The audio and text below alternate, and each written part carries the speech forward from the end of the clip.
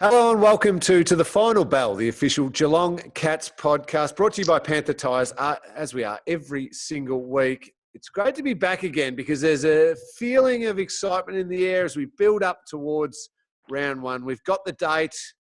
The players are back training. It's getting very, very cold out there, which means it's footy season. The weather's turned a little bit here in Geelong and just makes me feel footy. And I've got Scotty, Gullan and Mathew Stokes with me again this week.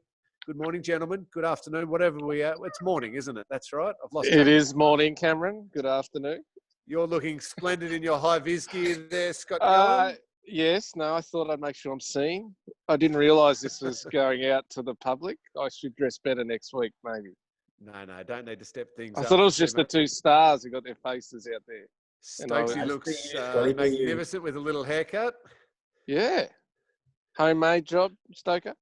Nah, Streets of Barbara looks after me down on Pakenham Street. Got told to get a haircut, actually. So, as you know, Cameron, we do what we're told. Exactly right. Plenty for us to talk about on this podcast. Zac Tuohy, our former podcast member, is going to come and join us as a guest in segment 2, Scotty. Plenty of news swirling around. We've got our listener questions. Let's get quickly just to the serious matter at hand. We don't have too much more to add. The Geelong Football Club put out a statement on Sunday morning in regards to Jack Stephen and the fact that he'd been involved in an incident. It turned out that he'd been stabbed in the chest. So a very serious matter, but the great news was that it wasn't life-threatening, Scotty. He's now been discharged from hospital, and Simon Lloyd, the GM of footy for the Cats, his comments were the fact that the club and the team were just going to give him the time that he needs to recover, to heal, to go through that entire process before any consideration about when he's going to be back to training, when he's going to be back playing. And that's the main thing right now, I'd imagine, Scotty, that there'll be an investigation from the AFL Integrity Unit. The club will ask plenty of questions about what happened, but Jack has to make sure he recovers well from this and his physical and mental well-being is okay. Exactly, Ling. That's the main thing the club and everyone's worried about. He's out of hospital. He's back in Geelong. Friends and family around him. And I think that's what happened. The details will come out in time, but that's secondary to what everyone at the club, everyone in the footy world wants, and that's Jack to get himself right and recover from his injury. And Stokesy, footy clubs are good like that, aren't they? They've got, I mean, Dave Johnson does a wonderful job at the Cats, but so many other people in times like this, and this was a shock, a complete shock. I couldn't believe it when I heard about it Sunday morning. But times like this, the footy club is able to wrap their arms around members of the club and make sure they're supported. Yeah, absolutely. This is when footy clubs show their best sides and being able to bring people back into the fold and not even have to bring it up and just get back to normal life and be able to take your mind off what's happened. And, you know, our hearts go out to Jack. But in reality, at the same time, that this is no one's business of what I feel of what's happened. It's between him and whatever's happened. Obviously, the club is his employee, so they probably need to know exactly the ins and outs of what's happened. But the media coverage on this and the speculation and the Twitter, it's been pretty disgusting, to be honest. I love Jackie Boy. I've known him for a long, long time. Messaged him over the weekend and he's doing fine. But it staggers me to think that a situation like this can happen and people think they can make up stories and continue to write stuff that is just not right. That's the bad side of social media, isn't it? So much of social media can have a positive impact and there can be a connection with it. But the bad side is that people start guessing, start spreading intentional rumours, whatever it might be, before we know the facts. The club does need to know answers, and the AFL, because if it is as reported, and I assume it would be, Scotty, that Jack hasn't spoken to police about what happened, the club needs to be comfortable with the fact that the situation was okay, and that Jack was the victim of this. Obviously, he's with the stabbing, but there was nothing else to it. So those questions need to be answered. But all of the swirling rumour and everything like that, we'd much prefer it if that went away, because it's not good for anyone. Yeah, I mean, unfortunately, like you mentioned, that's the world of Twitter and Instagram, Facebook that we live in. But you're right. I mean, it's in time, as Stokes said, he's an employee of the club. You know, the AFL will just, need to tick it off because one of their players was, seriously injured in an incident. I don't think he's not going to face a fine or anything like that, but I think they just need clarity and then everyone can move on. And like you said, I mean, the excitement of the pending games and training, I think Jack will get his time to rehabilitate on his own from now on, I think. Yeah, absolutely. Let's hope that does happen. Moving on to a couple of the other little news items. And Adelaide teams, one, Scotty, they've been given permission to train, so they don't have to move to their Gold Coast hub.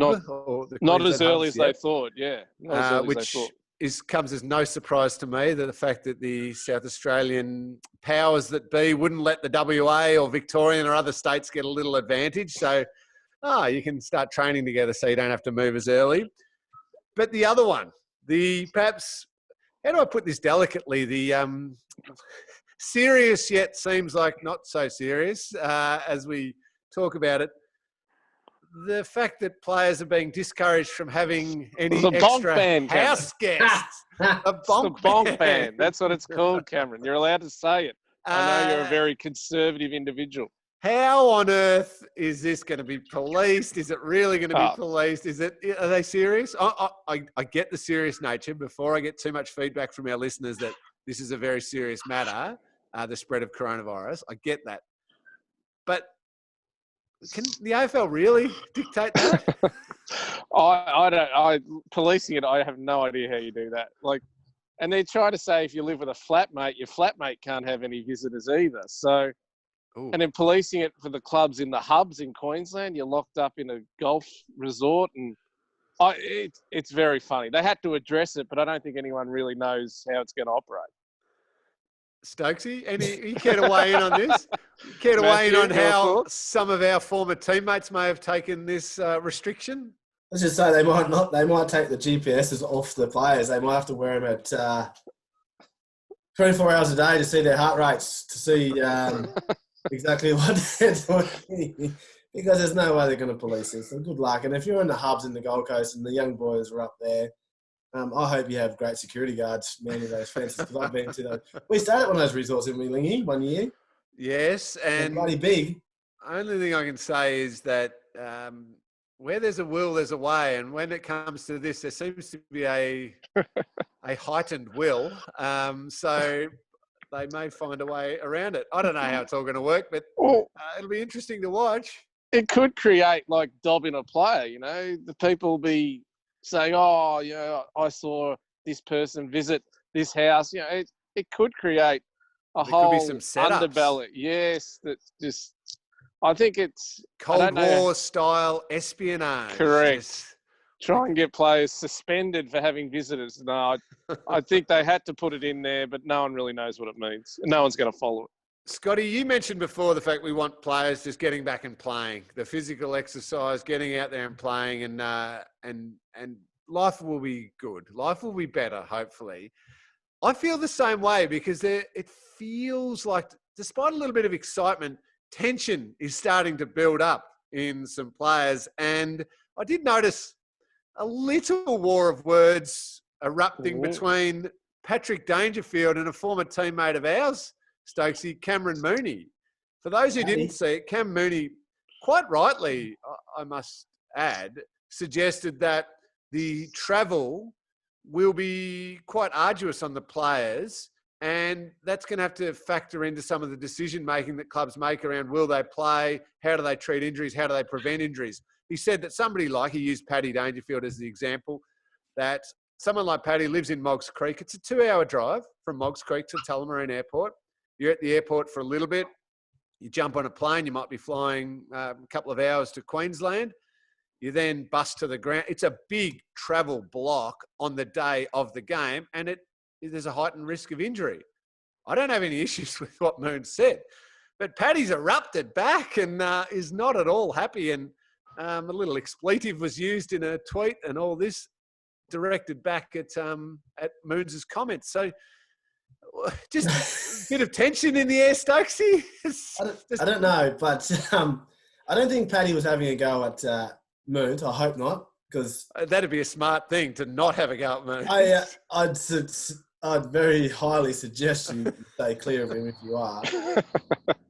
He won't have to worry about a hamstring.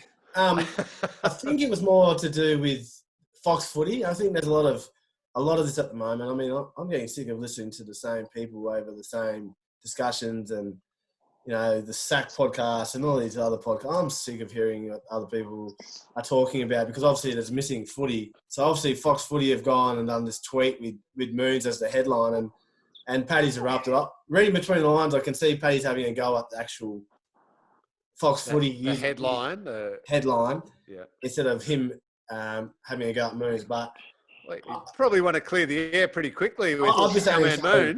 Moons. Moons got nothing else to do. He's homeschooling 4 kids. So there'd be a lot of his heightened tension might be ready to explode as well.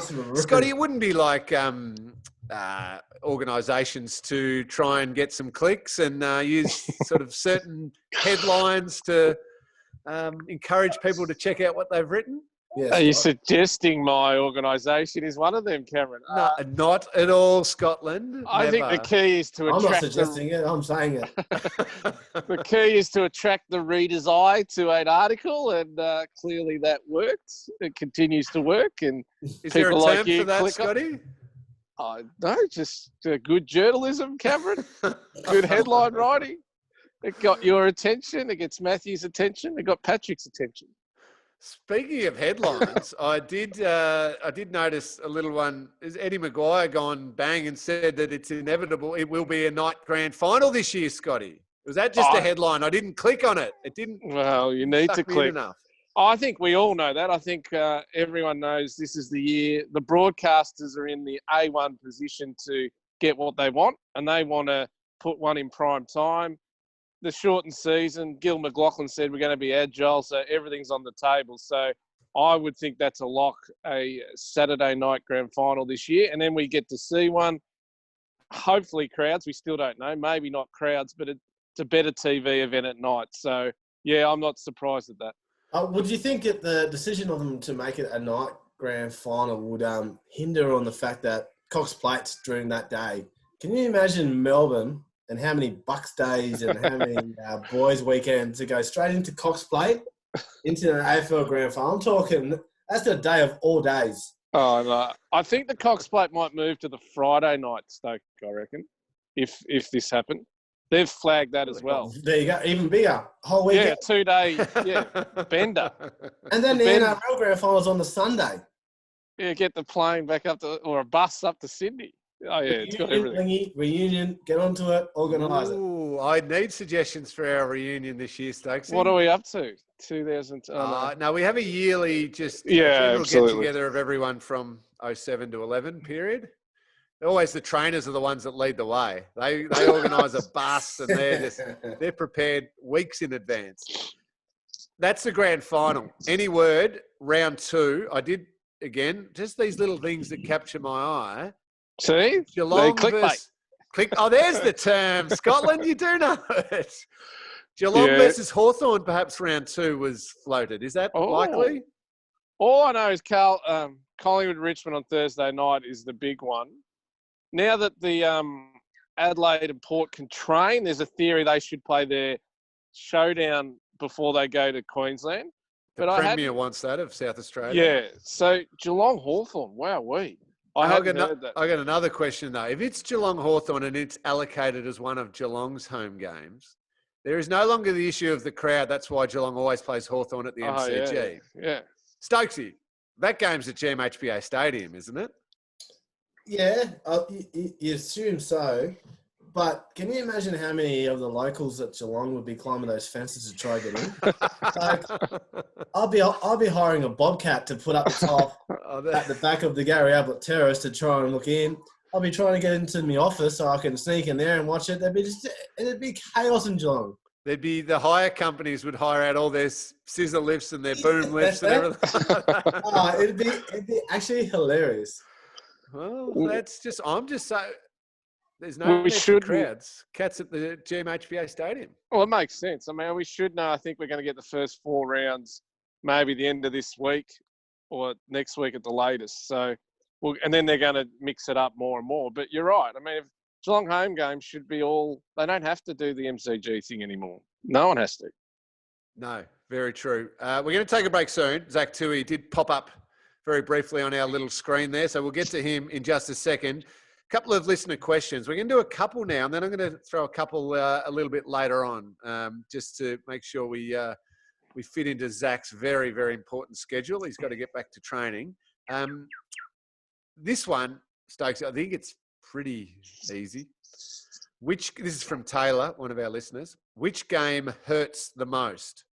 There's only one for me. Oh, even I know the answer to this. Yeah. That's definitely 08. We'll never go away that one, Taylle. Never, ever, ever. You guys think about it more than the wins sometimes, don't you? Is that fair, cool? Well, you just have a greater emotional reaction to 08 than, like, now it's happy and pleasant talking about 7, 9, 11, but 08 still gets me angry. Yeah. And I hear that pretty regularly, people who've lost grand finals. That's still the one that, you have a greater reaction to, whether happy or sad.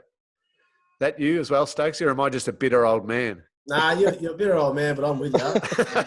I shouldn't have played, so it makes it even worse for me. I had really bad OP during the final series, and I remember going into it, I was just playing pretty rubbish, to be honest. But Bomber backed me in and came to me on the Wednesday and said, "We're going to go with you, but we just need you to play your part." And I reckon by probably about round 21, 22, I couldn't even run. I wasn't running during the week.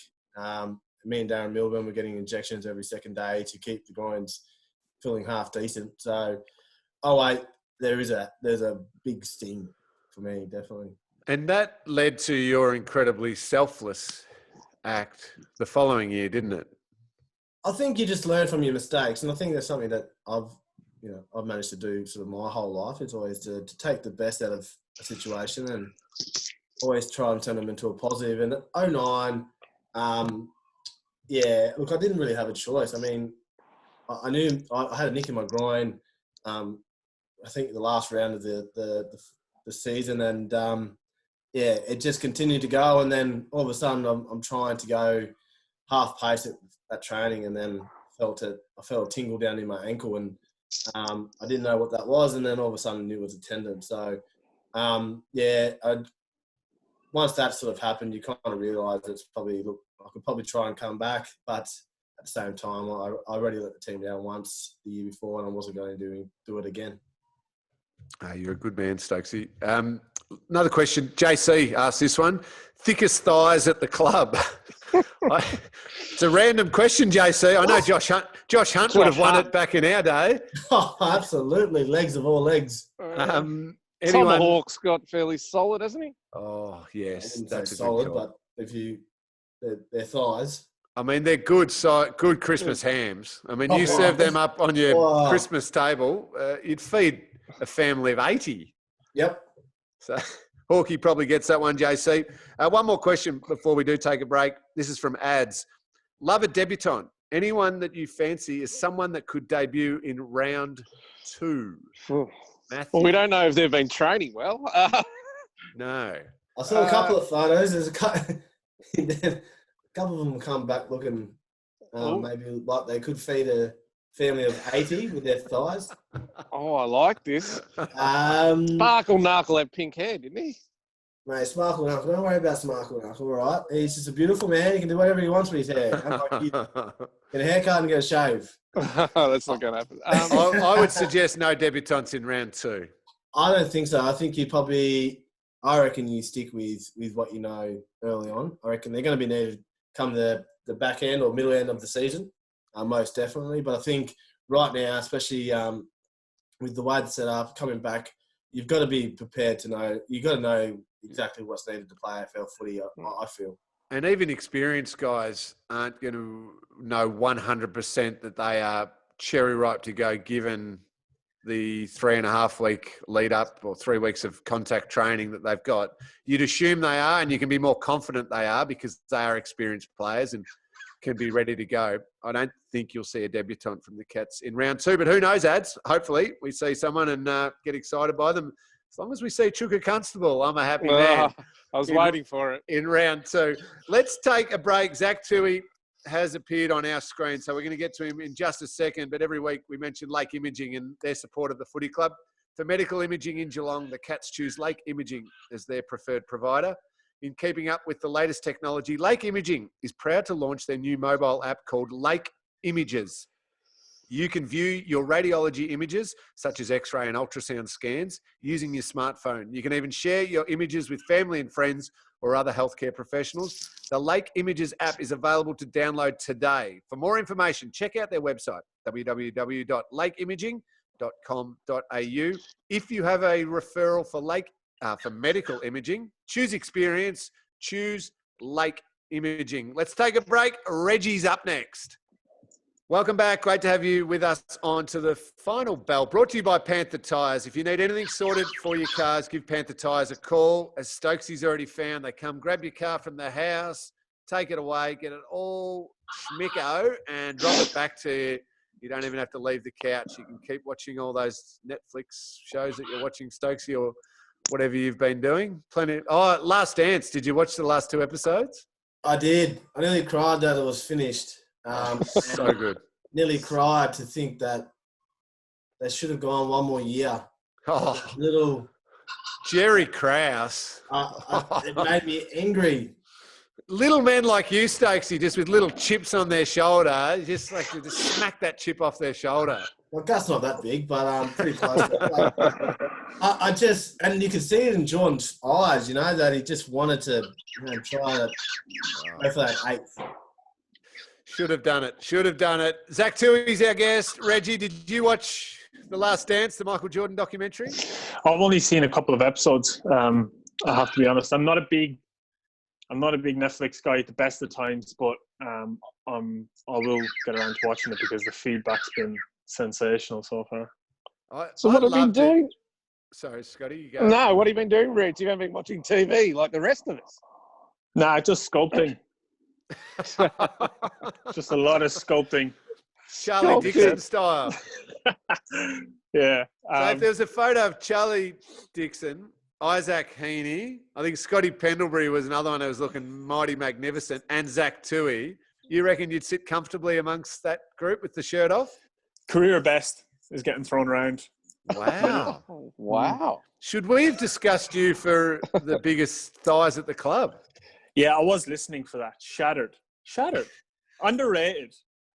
So you reckon you've got Tomahawk covered? Well, maybe not, but proportionally, I reckon I've got him covered. Pound for pound. Pound for pound, I think I've got him covered. In isolation, Reg, I mean, we've been disappointed that you no longer want to work with us at the on to the final bell, though Scotty believes it's been more our decision than yours. We've sacked you from it. I don't remember saying I wouldn't do it. I just kind of stopped being invited. Well, you kept walking out or on your phone for most of the session, so we decided maybe we had to give you a rest. No doubt, though, with this time that you've had on your hands, you've been busily with Lockie Henderson locking away episodes of Elephant Rope. Oh yeah, there's dozens coming, dozens. Hendo's up in Gold, or he was up in Gold Coast for a lot of the isolation, and I went halfway through isolation. I went and got all the equipment out of his storage in Torquay, and I was like, "Yeah, now we'll sort it out, and we'll tee up some guests, and we'll have like episode after episode ready to go." None, literally, not 1 minute of recording has been done. The equipment sat out in the garage gathering dust. It's impractical when he was up there just to organise anything. We do want to do it, but whether or not it happens. We did have Mark Howard on. You had Howie on as one of your episodes, and he did say he went back and checked just to see, who else had been done alongside, and he saw Sally Fitzgibbons, great chat, Mick Fanning, fantastic chat, himself, and he couldn't find anything beyond that and was maybe a little disappointed that his was so bad that was it. It was finished. Yeah, he's the problem, the big fella. His story was actually incredible, so I'm not sure we can blame him. It must be Hendo. I mean, who else is left? Now, Rich, how return to training? How is it? What was it like? Tell us a bit about what it's been like for a player to come back to training in 10 groups. Yeah, brilliant. Brilliant. It's amazing because we're in groups of 8 at the minute with a coach. And we're not quite contact yet, so it's a lot of skill drills and still trying to, keep our distance from each other. But just the quality of training, like when you've been working in pairs, trying to, replicate match-like scenarios, 8 is still obviously not ideal, but geez, the difference is chalk and cheese. And then it's just getting into the club and being able to see some faces again that aren't your kids. It's it's refreshing, let me tell you. But I think we're allowed get some contact next week, and I think we're allowed to train in bigger groups next week, at least for the main session. So I can't wait. Who makes up your 8? Some clubs have done it different. Mix the stars with the young guys, defenders. Yeah. Forwards. What have you guys done? Yeah, ours seems to be fairly well. I'm sure it's not random, but we haven't gone. We certainly haven't gone like lines, because that's obviously it's obviously dodgy if one defender gets sick and all of a sudden all your defenders are gone. So, it's a mix of. It seems to be just a mix of position and age. So we've got like myself, Blitz, JJ, Brian Myers is in ours, Zach Guthrie. It's a good mix. And like I said, I think we all come together next week for some proper footy sessions. So that'd be good. I think there was a lot of conversations probably for the last 3 or 4 months about regards to the sacrifices that were going to have to be made, not only from the players, but also from the coaching staff and the footy department. Have you seen a bit of a change at all in the sense of the setup of who makes up the footy department now, or is that still to come, or is it something as a group you've spoken about? Yeah, I'm not sure exactly in the broader sense who's obviously the club is fairly barren at the minute. Now a lot of players are back in, but the players don't even overlap very much. We're rostered at different times. So you're pretty much only seeing the 8 players that are in your group, and then each group is allocated a coach, but even the coaches aren't allowed to. If you coach one group of 8, you can't even, go and chat to another group later on in the day. So I actually am not sure exactly what the makeup of the club is going to be when everyone's back up and going. It seems to be that all the coaches are in there, just at different times. So it'll be interesting once the season starts to see whose roles are, sort of needed. And in the training sessions out on the ground, is it right that the senior coach is basically positioned in the middle of the ground? Like he can oversee things, but he's not to go to any of the groups because of that risk of cross-contamination? Yeah, there's a little, I forget what they were calling it. There's a bit of a no man's land separating the groups that you're not allowed to go into. And the coach, I think Scotty's been watching from kind of up the back of the stand because obviously we want the groups to be as big as they can be without obviously going over the limit that's been provided. And I guess he probably doesn't want to take up a spot in one of the groups that could otherwise be taken up by a player getting some work in. So they're looking from up in the stands, and literally that group of 8 players with one coach is virtually not mixing with anyone else. As far as that makeup of, and this would be a huge call to make, so I understand if you don't want to talk about it too much, but as far as who comes back and who's needed within that football department for you guys to be the best you can be, does the leadership group have a say on that we need to weight it more? I know the AFL dictates a couple of positions have to be filled, but do you want it weighted more towards assistant coaches being back, development coaches being back, medical staff being back? Do you guys have any say on the makeup of the 25? We'll have a say in the priorities when it comes to training, because obviously training is limited in some ways, and there's only going to be a handful of sessions where we're all together. So we might go and say that, well, we think, given the time away from the game, maybe we think it's actually the skills that are going to suffer most, or it will be the contact. So training needs to be geared around as much physical contact as possible. I just think there's probably people better positioned in the club once we've given them that information, there's people better positioned in the club to decide who's necessary to maximise that type of training. So I'm sure we'll have a say, and we'll get together via these Zoom meetings and have our input. But then the decision will be left to people who, because as you can imagine, there's tons going on behind the scenes that we're just not privy to. So we'll decide what training we feel we need, and then they'll tailor the system to suit that type of training. What about? Sorry, Scotty. No, you go, Stokes. Do you think that as a player, I think, and I would have been the same. I was very opinionated on how I thought was best to run, and like you just spoke about, there are people in places who understand and are qualified to make calls on how your footy department should be run and how the rest of the season looks like. But as players, there's a lot of speculation, a lot of talk about players talking about what they think they should do. Do you sit there and just go, at Geelong, we are very confident with the processes that are being put in place, and let's just back them to the hilt and let's worry about what we do, and that's play football? Yeah, I think so. I think broadly speaking, most players, as you know, most players will just do what they're told. The fact is, a lot of players don't think very deeply about what goes on behind the scenes. They just want to rock up and play footy.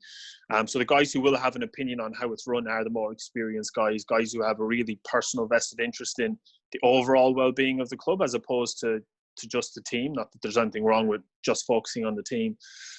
You will get those guys who are opinionated and may even have a difference of opinion and voice that difference. But once everything's been put in place, like as you know, the players will just fall in line.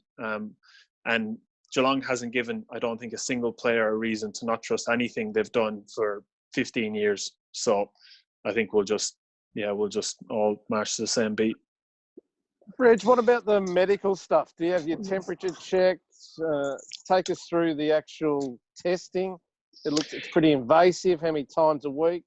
Yeah, so every morning when we rock into the club, you walk in through the cafe area, and you just get temperature tested. And if you're over above, the accepted range, you're sent straight home. And if you suspect you'll be over above the accepted range, you don't even come in. You just call. And then as far as the actual COVID testing is done, I'm sure most people know what it looks like. It's quite invasive. It's the swab in the back of the throat and in your nose. We get that. I think we're getting that done twice a week. I'm actually getting it done in an hour, 11:10. So can we just stay with you on Zoom and get a shot of that? As it's just getting shoved right up your nose. I've got a hell of a bloody schnoz. So as you can imagine, I've got a hell of a schlong too. You might want to stop that. Okay. I don't think the swab goes there. Maybe I'll take a picture of them, but it is quite invasive. It's not sore. It's just a weird sensation. So getting it done twice a week, we're going to have to get used to it. But the precautions in place are very, very thorough. Have you had one, Stokesy? Have you had a test? No. Okay, Scotty, you don't have to have one. No, I'm safe here. I contact no one. Given the gear that you're wearing and the beard you've got going and everything, you haven't left your backyard in 4 months. I love isolation. It should be more of this. Zac, how are you, just with your own personal approach to this, travelling with family back home in Ireland? How are they, first of all? And just maybe with the thought of international travel perhaps not being allowed for a couple more years, how's that sit with you?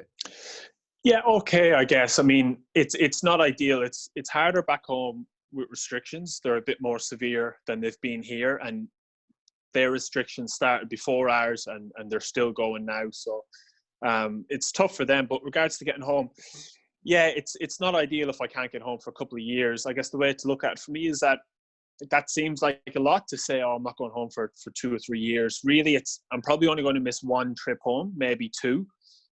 Because I'm here for 10 months of the year anyway, so it's certainly suboptimal. There's a reasonable chance I won't go back home now until I'm finished playing, whatever that is. Hopefully not for a while, but yeah, it's not ideal. But I've been away from home for so long that I'm not worried about homesickness per se. But yeah, hopefully it only takes maybe a year, maybe not this coming off season, but the following off season, maybe I can get home. think speaking to a lot of people in the way that this environment or the setup that we have at the moment has changed a lot of people's thoughts processes and how they see and view the world. Like as a football player, that's always and Ling as being an ex-player, but Reg, as a player that's in the moment, who at this time you have to be here, to be in a position that you have had over the last 2 months, have you changed your thoughts on how important footy is, or on the actual importance of it's just a game, or it's been a lot of time to think, Stokesy, especially given where I'm at in my career as well. Like I said, I certainly don't think I'm at the end, but I'm certainly closer to the end than the start. Apart from the really big overarching problems this has caused, obviously, it's put financial strain on a lot of people, and like you're talking about getting home, there's a big part of me actually kind of enjoyed the isolation. I enjoyed the extra time with the family as much as I kind of joke about it. It has been nice. The homeschooling's given me a different perspective. I've thought about businesses that I'd like to do post footy. I thought about. You've learned how to be a gardener. Oh yeah, nah, shit out of that still though. I mean, I've tried it. My bushes are still wrecked. I'm trying to fix them. Stay at them. But I have actually kind of enjoyed it. Now, obviously, I'd much rather have been playing footy all this time, but it's maybe softened the blow that I felt, post footy might be. Now, obviously, there's going to be a lot of teething problems when that time comes, but I must admit, I feel a little bit better prepared for it, having given so much thought to what might happen post-career. So, I'm not sure exactly what's changed, but I'm certainly less worried about footy finishing, given how much I enjoyed that extra family time. Well, we have noticed the influence has just grown. I mean, you think of influential people at the footy club, Colin Carter, Brian Cook, Chris Scott, the big dogs. Clearly, Zac Tuohy sits amongst that group, because somehow you've just gone, in the leadership group, I want another Irishman. Mark O'Connor, you're in. You've just gone, your main man, Merrick, is in the leadership group. As soon as I got in, the first thing I said is, things are going to change around here. Things are going to change. You're going to show me some goddamn respect. First thing I said. He did that. That was all his own doing.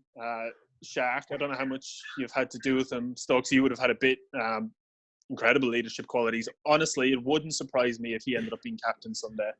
That's how good I think his leadership qualities are. We had him on a couple of weeks ago, and just the way he spoke, and he's an incredible young man. Yeah, really impressive. And it's a great rise, because obviously a lot of responsibility in the leadership group, and jokes aside, it's great to see. Well, he's come from a really professional setup back home. GA has developed incredibly in the last sort of decade. And he comes from a really competitive part of the country where they just breed footballers. Now, he's taken virtually no guidance, at least from me, to get where he's gotten, and he's really self-driven. He was asking all the right questions. Debuted super early as well. People sometimes forget. I forget, around 6 or 7 in his first year, which is incredible. Like, in a highly competitive team as well. So, he should take all the credit, because he deserves it. He's a really impressive young man. Now, Reg, we've been joking, waiting to see who didn't handle isolation. You're in career best, according to yourself. Can you give us a couple who you've seen and gone, oh, you might have a few extra sessions required? No, like I said, I've only kind of seen my little group, and we're all sharp. So the groups are just divvied up. The groups You're are the divvied up. group. Yeah. The groups are divvied up basically just 1 to 6, I think. 6 groups of about 8 people. And there's 2 groups working each end of the ground at the same time. So I'm group 4, so group 3 is up the other end of the ground. So for no reason other than the fact that they're group 3 and we're group 4, we have a rivalry, and I hate group 3 with a passion. So regardless of whether or not they're actually in bad nick, I'm happy to just throw the entire group 3 under the bus. Who's group 3 made up of? Skips and Joel Selwood's in group 3, so maybe he would have let himself go. Oh yeah. And Reece Stanley, who's also made of granite, but for stuff that he's in terrible nick. I ran with him in isolation, I might have said last time, and we would have a goal kicking comp every session we've done, and I got beaten by him in every session in goal kicking. He's a ruckman, he can't kick it out of his way, and he was kicking 5 straight and snapping it, and I was like, oh, this is a terrible idea. So I rocked up today. I want to train and with the confidence right here. But Reggie, has he kicked the winner after the siren for the cat? Cameron, just one podcast, Cameron. Just one. Jesus Christ. We better let you go and get that swab stuck up your nose. Good luck for the COVID-19 Snoz, I think test. that is, Cameron, yeah. Yes, snoz. Up the what? Stuck up the what? Always great to chat, Reg. Good pleasure. luck for the Thanks, training guys. and for Thanks, round two. Reggie. Always Thanks, good guys. to chat to Zac Tuohy there. We're going to take another break. We'll be back with more in just a sec. Welcome back. Great to have you with us on to the final bell, brought to you by Panther Tyres. We've got Stokesy and Scotty Gullan here with me. Before we move on to a couple more of those listener questions, and Stokesy, I want to talk some more of the Michael Jordan documentary, The Last Dance. I just can't get enough of it at the moment.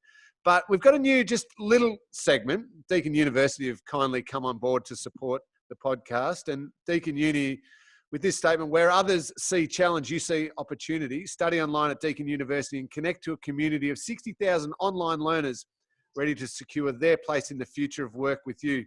Digital is in Deakin's DNA. With 40 years of experience in distance, online learning, discover why they're the #1 Australian public university for overall educational experience. Premium, proven, loved. Study online at Deakin. Applications now open. And as part of that, Scotty, this is where I was rapt when our man Tommy Peters told us that Deakin were on board and needed to ask a question about study and how we got to where we were. This is finally my opportunity to ask you, Scotty, how on earth did you become a Herald Sun journo and the main man on this podcast?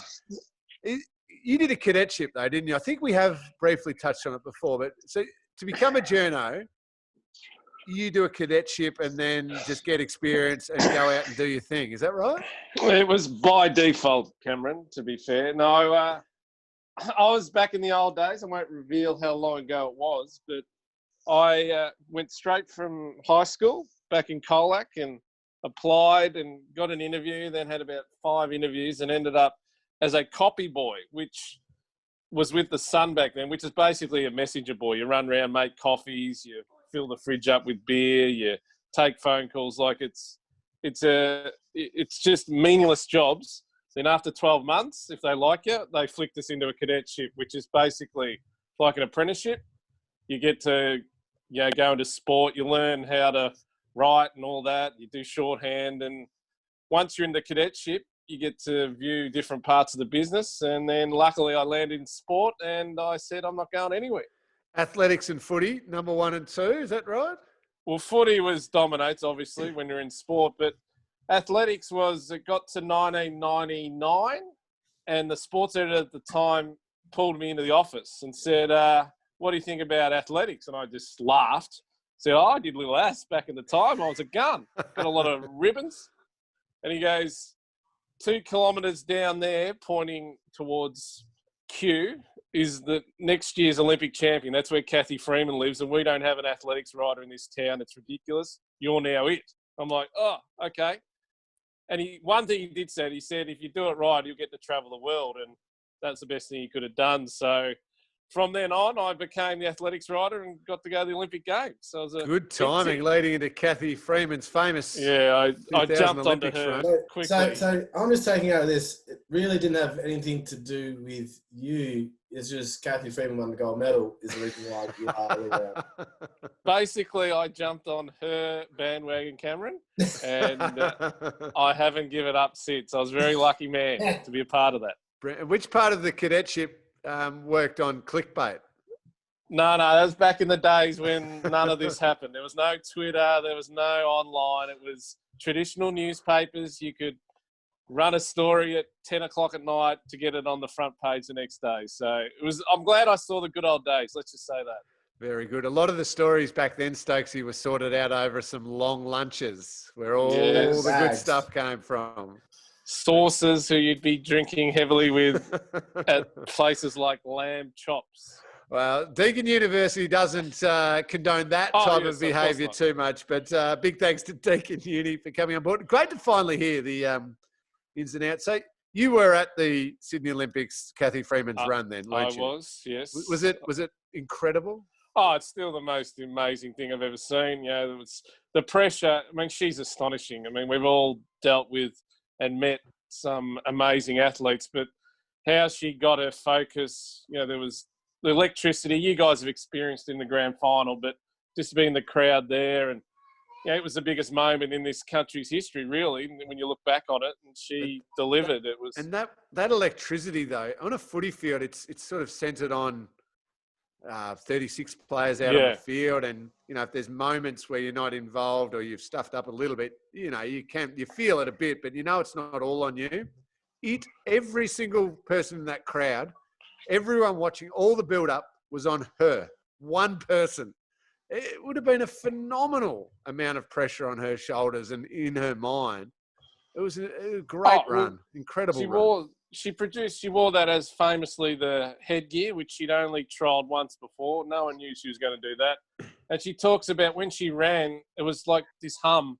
And then it wasn't till like 50 minutes ago she heard the noise, which, I mean, you guys probably can relate to that more than I, but that's extraordinary to think in her own mind, her focus was that strong that it was just a hum to her. And then this amazing volume washed over her when she was clearly going to win the gold medal. Outstanding. Oh, she's a freak. 20 years. I can't believe it's been 20 years. It feels like not that long ago. But big thanks to Deakin Uni for coming on board. And we'll have a chat about some of Stokesy's I'm looking forward to mine this in the coming weeks. But also zookeeping, what some of the players university get up degrees. To. We're going to talk about the players that do some study or do some work outside of football. Get to know a little bit about them as well. A couple more questions, as I promised, from our listeners. Mitch asks, which players will benefit from a shortened format that we're coming to? Stokesy, would it be the high, like the power players, the burst players who perhaps will benefit rather than the elite endurance ones? Yeah. Or I've been thinking about this for the last couple of weeks about in regards to our players. You know, people like Paddy Dangerfield and Quinton Narkle are really good around stoppages and have a lot of power.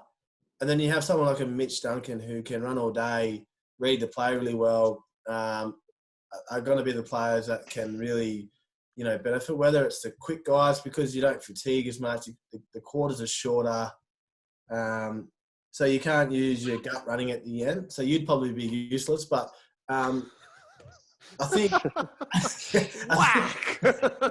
I think the people who have a good balance of power and strength and a little bit of endurance will go a long way because you won't be coming off the bench, you won't be coming off the field very often. So yeah, if you can obviously have that power to be burst away from the stoppage, have a bit of speed, I reckon you're probably gonna benefit the most. I would have thought. We're not going to have 6 on the bench, are we, Scotty? No. I thought they were going to go down that track, and I think the clubs wanted to, but the AFL, I think we're just going to have 4. Well, I couldn't believe it. I mean, shorter season, shortened games, and it's still on a weekend. It's not like I got it if we were playing every single day of the week. Well, I think that's initially, where we thought we'd be spreading it really close in, play a game every 4 days and stuff like that. Why spread the talent even more thinly? Adding 2 more players who weren't able to get a game initially. Like, just play with 4 on the bench. I agree. That's the way it's going to be. All right. Thank you for that, Stokesy. This one, Michael. Oh, stop it, Michael. When will the show be renamed the Matty Stokes Hour featuring Cameron and Scott? I think we're going to make it. We're starting the process already. So obviously next year, just like I was told, Cameron, in 2015, it's your time to go. Are you going to have that little chat with me? Hey, you're smart, Ling. You got out at the right time. No, we understand our role, don't we, Cameron? We understand that Stokes is, it's all about him now. We'll play our role. Yes, we'll play. It's the main man, Stokesy. Mind you, Stokesy did send me a little message, and it was Amelia, Stokesy's wonderful partner, has been, I think, riding you pretty hard on this one, Stokesy, that they're going around. This is, what are they called? Memes or no? I don't even know what they're called. I don't know what they're called, mate. I'm pretty sure that podcasts now are just an excuse for adult men to call each other on the phone and have a meaningful 1 hour conversation. Well, there's two parts to the conversation there, Cameron. That was your wife who put that up on Instagram. Oh, she's having a crack at you. But the fact that she's put meaningful, hey, Dodgy, I'm all good. All good. All our conversations are meaningful, Stokesy. Every single one we have. All we need is the diggers to reopen and the meaningful get more even meaningful. Perfect. Hey, speaking of meaningful chat, can we just one more about the Michael Jordan documentary? Yep. You know who, at the end of it all, I just can't get enough of Jordan. I want him more. I loved him even more. Steve Kerr. Gee, he comes out of it incredible. Yeah. That shot he makes in the 98 finals, it was a game... was win the whole thing, wasn't it? Nah, that wasn't. Jordan made a shot the previous year, didn't he? As well. I'm confused. I know. What you mean. Now actually, no, you're right. So it was 97. 97 to win the whole thing. Yeah, he made the shot to win it. Yeah. Yeah. Sorry, I got it. 98 was when Jordan, and that was the funny one when Jordan, Dennis Rodman, and Scotty Pippen both just said, "Just get out of the way. There's no way Jordan's passing this ball. This is his last shot. He's taking it." No, you're right, Scotty. It was 97, and Kerr hit the winner to win the whole thing. I never knew the story of his father. Oh, no, either did I. I mean, he's a revered figure now. Obviously, he's the best coach in the NBA.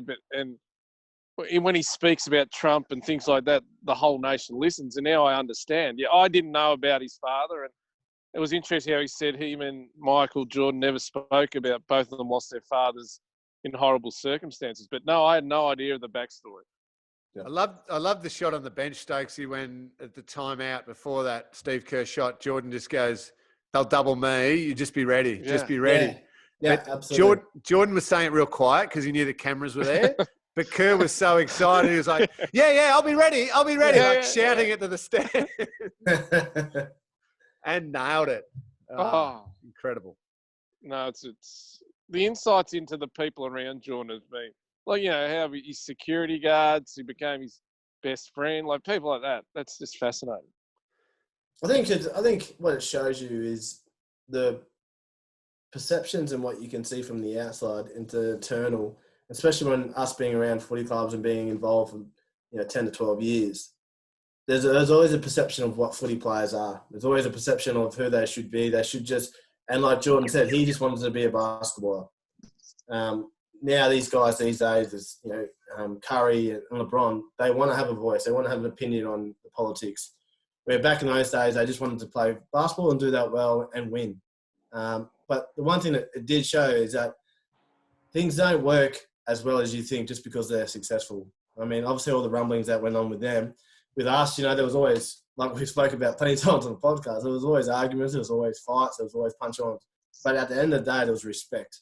Yeah. And there was a genuine care and love for each other. So I think it showed it is a bit of a duck mentality that what you see up the top is something that's beautiful on top of the water, but underneath it's running 100 miles an hour. Yeah, well said, Stokes. And I think we've touched on it briefly. The idea that everybody needs to be best mates and, all get along phenomenally well to have a successful team is a myth. Yeah. There were people who didn't particularly like each other in our team. But when they trained and they played and they were in meetings and they were behaving around the club, they were great teammates because of that respect that you said. So, no, it was a fascinating look. I could have watched 100 episodes. I owned the house of a Monday night. Nicole, the kids had gone to bed. Nicole was basically sent to Siberia. The television was mine. And I got my 2 episodes of the Jordan doc, and I loved it. So I wish there was more. We better finish up there. We've had a good chat about plenty of little newsy things and answered some of your questions. So please keep those coming in. Next week, I think we might have Tim Ludeman as a guest. Now, not a football player as we know, but a wonderful cricketer and a BBL cricketer from the Renegades, Warrnambool boy, big, in fact, massive Cats fan, I believe. So we're going to have a little chat to him about him growing up and being a Cats fan, but also what it's like at the level of the Big Bash and the professionalism needed and any correlation between AFL footy and cricket. So it'll be good to have a chat with Tim Ludeman. We'll try and track down another one of these players in between training and COVID tests and everything that they've got to do. we'll try and get a couple more of the current players on to tell you how everything's going ahead of that round 2, which is coming up. It'll be so June 11th. Scotty, is the Thursday night, isn't it? Thursday night. So by next week, we should know who Geelong plays for the first month, I'd expect. Let's hope it's Cats Hawks at GMHBA Stadium, round 2 on a lovely little Saturday afternoon or something like that. But we will wait and see. Thank you for your company. Thanks to Scotty Gullan. Thank you to Matty Stokes. We will be back again next week.